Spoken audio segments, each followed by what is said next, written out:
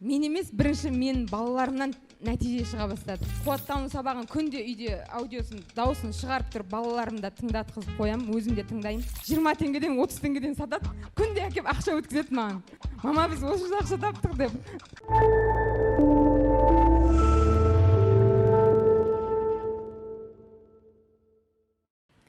Мен бөліскім келіп отқаным, менде дәл осы кісідей 5 балам бар.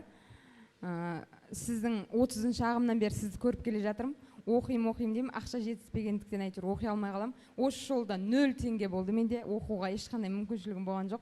Бірақ Меруерт ханымға рахмет, күнде звондайды, күнде айтады: "Венера, сен оқуың керексің" деп.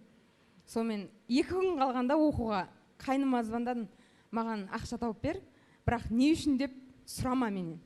Қашан қайтарасыз деп те сұрама. Мен өзім 2 айдан кейін саған қайтарам, не үшін екенін сол кезде айтамын" дедім. Сонымен қайным сол күні ақша аударып жіберді. Қуанып, бала ұқсап, үйде айқайлап, билеп, сөйтіп Меруерт ханымға аударып жібердім. Содан келдім, сіздің сабақтарыңызды тыңдай бастадым. Өтірік айтпай қояйын, бірінші, екінші күні бір күшті, бір қуаныш, іште деген жалын от болып тұрды. Үшінші күні уже менде сөне бастады. Желі шықты деген әңгіме менде болды. Қуаттану сабағын күнде үйде аудиосын, дауысын шығарып тұрып, балаларымда тыңдатқызып қоям, өзім де тыңдаймын. Қайырлы күн, құрметті қандастар. Сіз стресстен, жалқаулықтан, сүреңсіз өмірден әбден шаршап жүрсіз ба? Дәл қазір телефоныңызды қалдырсаңыз, менің осы стрессті, жалқаулықты, күйзелісті жұлып алып тастайтын қуаттану сағаты, санаға сенім сөздері деген аудио сабақтарды тегін жіберемін. Мен емес, бірінші мен балаларымнан нәтиже шыға бастады.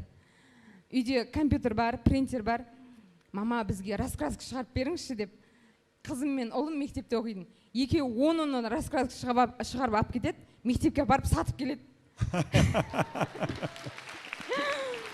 "Мама, баяғыдан бері неге осылай жасамадық біз" деп.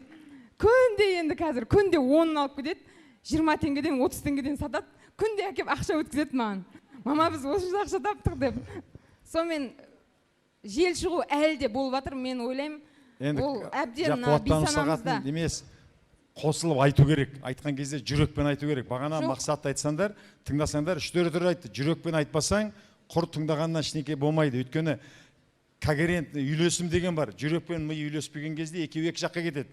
Торымыз бен газды бізге басқа адам сияқты боласың. Миың істе дейді, жүрегің ойбай болмайды, жата тұр, шықпайды деген сияқты немене болып тұрады да.